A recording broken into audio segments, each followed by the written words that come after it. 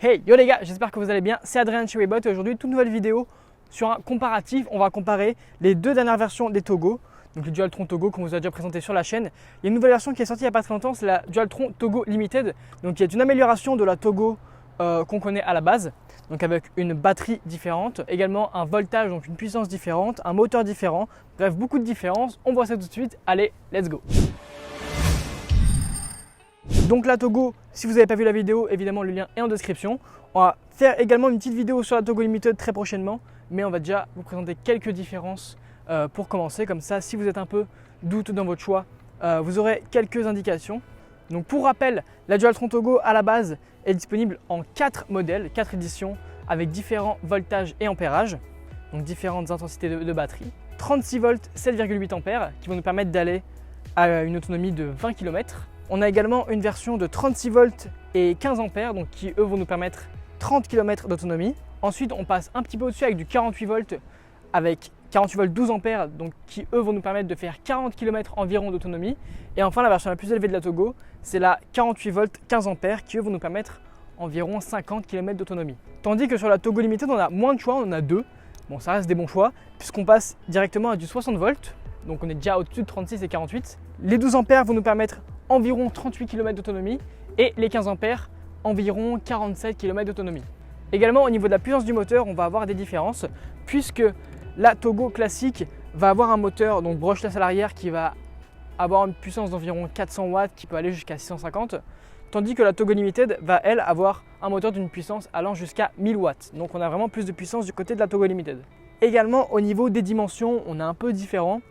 Déjà par rapport au niveau des pneumatiques, sur les Togo, on est sur 8 pouces, donc pneus à chambre à air avec une largeur un peu plus épaisse que sur la Togo Limited, on y reviendra juste après. Et au niveau des freins, on est sur des freins tambour au niveau de la Togo classique. Sur la Togo Limited, on change puisqu'on est sur des freins à disque, donc petite évolution dans la technique de freinage, mais également les pneus toujours à chambre à air mais avec une taille de 9 pouces. Également, le deck est un petit peu plus long. On a un peu de mal à le discerner avec la caméra, je crois, et c'est également pas très long. En tout cas, si on compare avec les anciens modèles de Dualtron mini spécial, où il y avait une grande longueur sur les dernières mini spéciales comparées aux anciennes, là c'est assez court. Donc la batterie est un peu plus grosse, mais c'est pas proéminent. Donc voilà, je vous mettrai les changements de dimension à l'écran.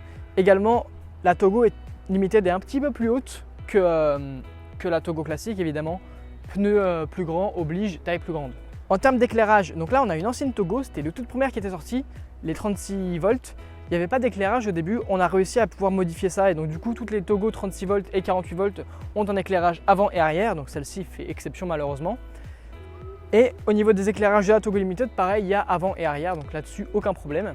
On a également sur les deux modèles des clignotants de série, donc ça c'est super sur la route, de nuit, de jour, c'est super top des clignotants. Au niveau des commodos aussi, on a un petit truc qui change. Sur le commodo classique, on a le petit bouton qui avant était à la place du klaxon sur les modèles plus hauts comme les Victor, où avant c'était le klaxon. Bah là, on peut l'allumer via ce petit bouton qui avant était le klaxon. Et le klaxon était le petit dring-dring. Donc voilà, et on n'avait pas de bouton ici, on n'a que l'accélérateur et le display EY2 qu'on a de base sur les Togo. Sur la Togo Limited, ce klaxon est remplacé par un klaxon directement intégré dans tout ce qu'il y a à l'intérieur. Donc on n'a plus de dring-dring, on a vraiment un klaxon et le bouton d'allumage est sur le côté. Donc c'est un petit bouton, il y a écrit Power et voilà, toujours le même display, c'est juste qu'on a un bouton supplémentaire et un klaxon électrique remplacé par le klaxon dring-dring. Au niveau de l'étanchéité, les deux trottinettes sont IPX5, donc voilà. Elles ont une bonne résistance à l'eau, évidemment pas étanche, donc ne roulez pas sous la pluie avec. Mais ça résiste quand même aux éclaboussures de pas mal de côtés. En ce qui concerne les vitesses de pointe, la Togo classique qui, elle, a les versions de 36 et de 48 volts. Les versions de 36 volts vont aller maximum à 35 km/h. Quant aux versions 48 volts, elles vont aller maximum à 40 km/h. Sur la Togo Limited, comme on est sur du 60 volts, bon, assez bas ampérage, mais quand même sur du 60 volts, on a une plus grande puissance. Et donc la vitesse maximum qu'elle va taper, c'est du 50 km/h. Et évidemment, c'est des trottinettes qui valent relativement pas très cher. Ça reste du Dualtron, donc ça reste de la très bonne qualité. Mais en termes de prix, c'est l'entrée de gamme de Dualtron. Pour la Togo classique, il va falloir compter minimum 500 € et pour les plus hautes versions, on va monter jusqu'à 800. Quant à la Togo Limited, on va être minimum à 900 € et pour la version la plus haute, à de 60 volts et de 15 ampères, on va approcher les 1000 €, mais voilà, c'est une trottinette qui reste relativement en dessous des grosses gammes de Dualtron. C'est une très bonne entrée de gamme, c'est une trottinette que vous voyez sans doute assez souvent dans la rue puisqu'elle est très pratique. Elle est petite, elle est légère, elle ne dépasse pas les 30 kg, elle ne dépasse même pas les 25 kg. La Togo Limited, elle, est à 24-25 kg et la Togo classique est entre 20 et 24 selon la batterie qui est à l'intérieur. Et elle supporte quand même des sacrées charges puisque la Togo supporte 100 kg et la Togo Limited 110 kg. Donc franchement, c'est quand même des belles bêtes de compétition pour le coup puisqu'elles sont vraiment pratiques en général dans la vie de tous les jours. Si la Togo ou la Togo Limited vous intéresse, les deux liens sont en description.